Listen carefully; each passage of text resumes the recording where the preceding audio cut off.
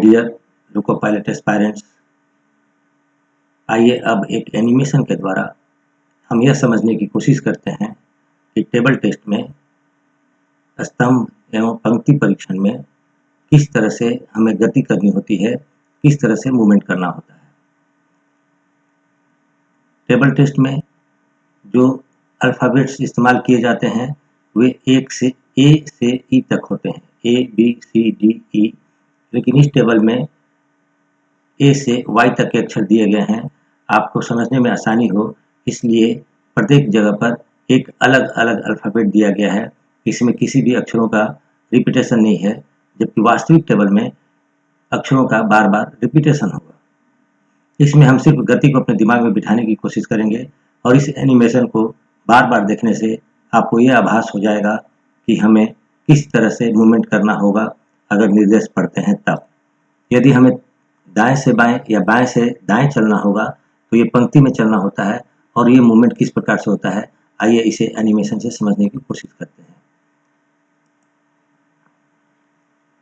इससे पता चलता है, इस एनिमेशन से यह दिखाया गया है कि यदि हमें बाएं से चलने के लिए कहा जाए तो किस दिशा से चलना होगा।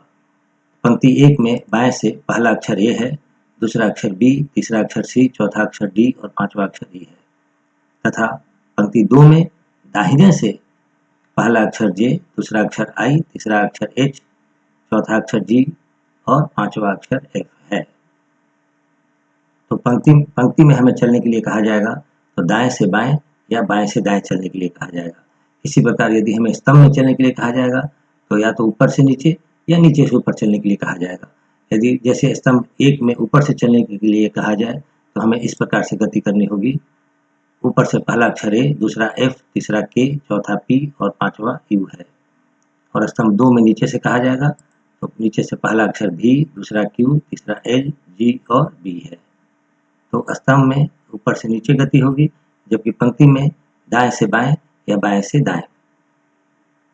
स्तंभ में ऊपर से नीचे या नीचे से ऊपर। अब यदि किसी अक्षर से दाएं बाएं या ऊपर नीचे चलना होगा तो हम कैसे चलेंगे। जैसे अक्षर एम से हमें बाएं चलने के लिए कहा जाए तो इस तरह से चलेंगे, और दाहिने चलने के लिए कहा जाए तो हमारी गति इस दिशा में होगी, जैसा एनिमेशन में दिखाया गया है।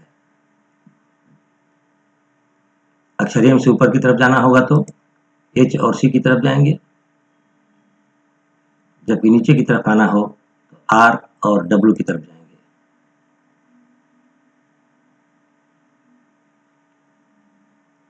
तो हमने पंक्ति में मूवमेंट देख लिया, स्तंभ में मूवमेंट देख लिया और किसी अक्षर के संदर्भ में दाएं बाएं या ऊपर नीचे क्या गति होगी ये हमने एनिमेशन में बहुत अच्छी तरह से देख लिया। अब हम देखते हैं कि अगर विकर्णोक्त मूवमेंट करना हो तो कैसे चलना होगा। पंक्ति 1 या स्तंभ 1 के विकर्ण की तरफ हमको चलने के लिए कहा जाए तो किस तरह से गति करनी होगी। ये स्तंभ 1 और पंक्ति 1 का विकर्ण है ए जी एम एस वाई। पंक्ति 1 और स्तंभ 1 दोनों का विकर्ण एक ही होता है और वो है ए जी एम एस वाई। यदि पंक्ति 5 के विकर्ण के बारे में कहा जाए तो हमारी गति कुछ इस प्रकार होगी, यू क्यू एम आई ई। और स्तंभ 5 का विकर्ण जस्ट इसके विपरीत होगा, ई आई एम क्यू यू। तो चारों पंक्तियों पे चारों कोनों के सिर्फ एक एक ही विकर्ण होंगे, और यदि नीचे दाहिने कोने से चलने के लिए कहा जाए तो उसका विकर्ण कुछ इस प्रकार होगा। यानी चारों कोनों के सिर्फ एक एक विकर्ण ही होंगे और चारों कोनों के जो बीच में अक्षर हैं उनके दो दो विकर्ण होंगे। और जैसे अक्षर के का हमें दो विकर्ण मिलेगा, एक विकर्ण ऊपर जाएगा और दूसरा विकर्ण नीचे आएगा। उसी प्रकार अक्षर ओ का भी दो विकर्ण होगा, एक ऊपर की तरफ जाएगा आई सी, दूसरा नीचे की तरफ आएगा एस डब्ल्यू। लेकिन यदि उसी तरह से बी सी डी और भी डब्ल्यू एक्स के भी दो ही विकर्ण होंगे, एक विकर्ण बाईं तरफ जाएगा, दूसरा विकर्ण दाईं तरफ आएगा। डब्लू का भी एक विकर्ण बाईं तरफ जाएगा, दूसरा विकर्ण दाईं तरफ जाएगा। तो चारों कोनों के एक एक विकर्ण, चारों कोनों के जो बीच में अक्षर हैं उनके दो दो विकर्ण। लेकिन ये जो बीच के 9 अक्षर हैं BHI, LMN और QRS, अगर इन जगहों से अगर हमें गति करनी हो, मूवमेंट करना हो, तो हमें 4 विकर्णों रास्ते मिलेंगे।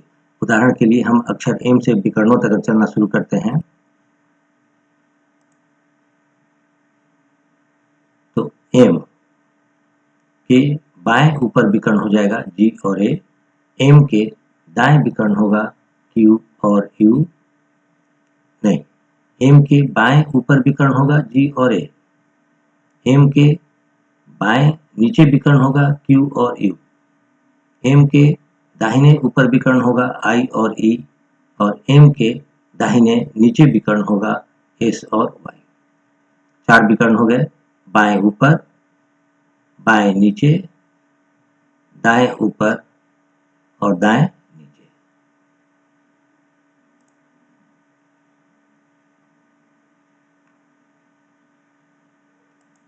अब अगल बगल के अक्षर, इर्द गिर्द के अक्षर और ऊपर नीचे के अक्षर।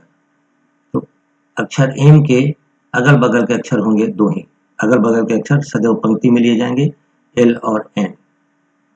ऊपर नीचे का अक्षर हो जाएगा H और R, और पंक्ति M के 4 इर्द गिर्द के अक्षर हो जाएंगे, ये 8वां अक्षर GHI, LN, QRS। ये सभी अक्षर M के इर्द गिर्द के अक्षर हो गए। अब क्लॉकवाइज दक्षिणावर्त मूवमेंट गति देखते हैं। क्लॉकवाइज या दक्षिणावर्त गति कैसे होगी? जैसे घड़ी चलती है उस डायरेक्शन में हमें चलना है।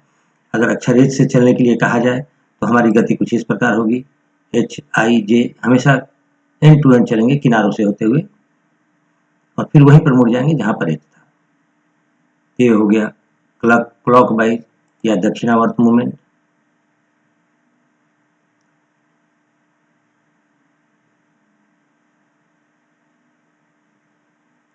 और ये है एंटी क्लॉकवाइज या वामावर्त मूवमेंट। H से एंटी क्लॉकवाइज चलना होगा तो इस प्रकार से चलेंगे, जैसा एनिमेशन में दिखाया गया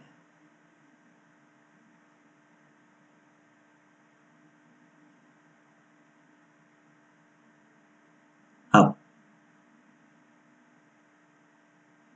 हम चारों डायगोनल को एक साथ देख लेते हैं।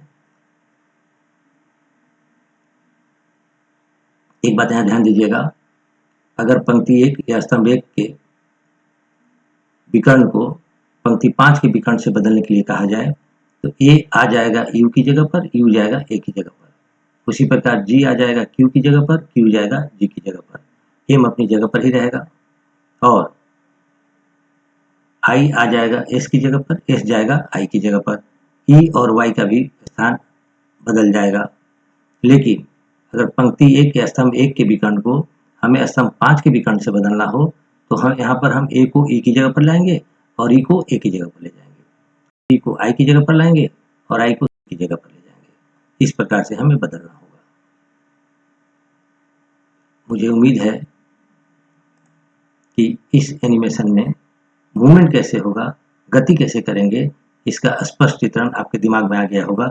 और 2-3 बार अगर इस एनिमेशन को देख लेंगे तो आपसे गलती होने की संभावना कम होगी और दुविधा भी नहीं होगी। धन्यवाद।